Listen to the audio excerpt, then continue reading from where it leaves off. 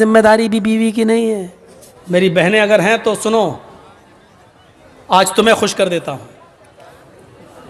अगर तुम्हारा पति तुम्हें पूरा पूरा खर्चा नहीं देता है तो तुम अपने पति की जेब से उतना पैसा उसको बताए बगैर ले सकती हो जितनी तुम्हें जरूरत है।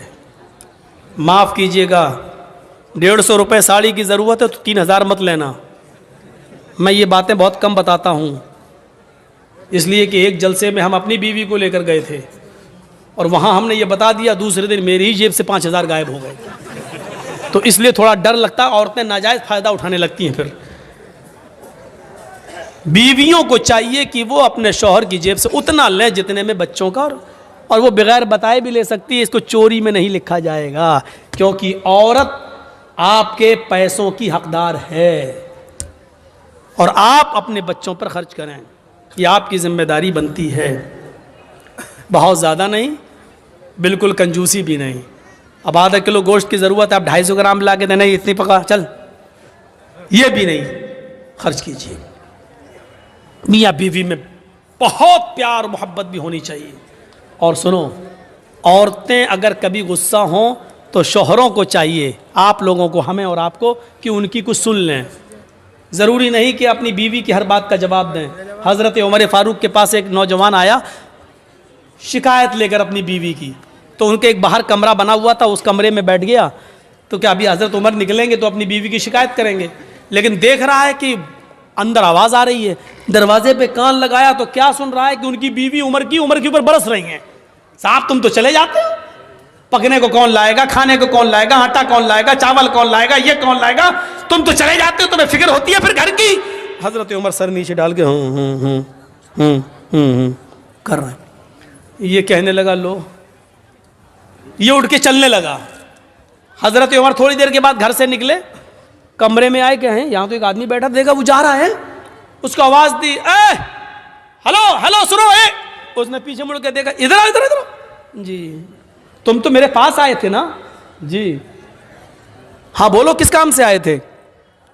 नहीं नहीं अमीरुल मोमिनीन, अब वो कोई काम नहीं है मेरा, मैं जा रहा हूँ। अरे नहीं, तुम इतनी दूर से आए, काम बताओ, क्या काम था बताओ तो सही। कहा वो मेरा क्या काम था, वो था, लेकिन वो आपके बस का नहीं है। मैं अमीरुल मोमिनीन हूँ, मेरे बस का नहीं है, मुझे लोगों की खिदमत के लिए लोगों ने अमीर बनाया और मेरे बस का नहीं है।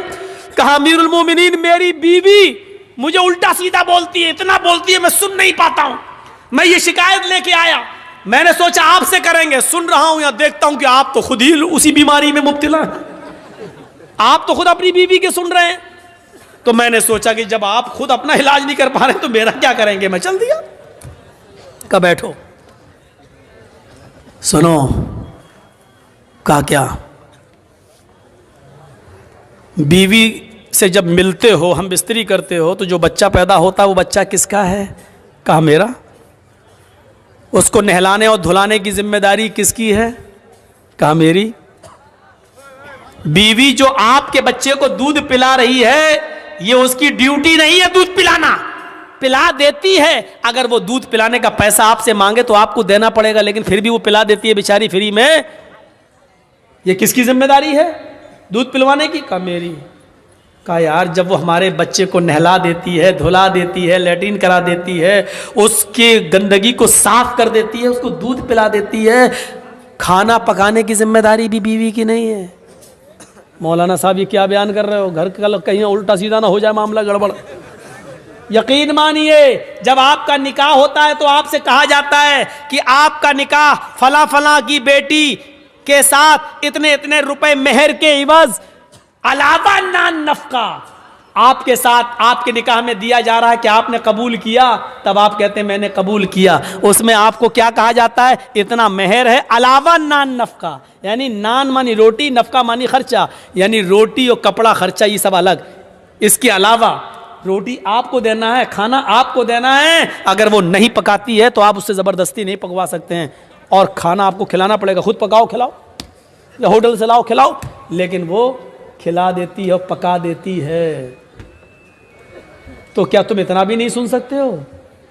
कहा अमीरुल मोमिनीन, अच्छा हुआ ये मुझे बताया, ये बात कहीं मेरी बीवी को मत बता दीजिएगा।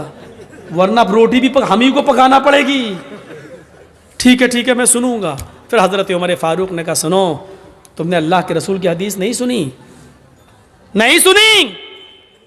फ़इन्ना खुलिक़्ता मिन ज़ुलाइन, खुलिक़त मिन ज़ुलाइन, औरत आदम की बाएं पिसली से पैदा हुई है, और पिसली का ऊपर वाला हिस्सा, ये ऊपर, ये टेढ़ी होती है। टेढ़ी पिसली कैसी होती है? ये वाली पिसली आप निकालिए बाएं तरफ की, ऐसे निकलेगी, ये पिसली है।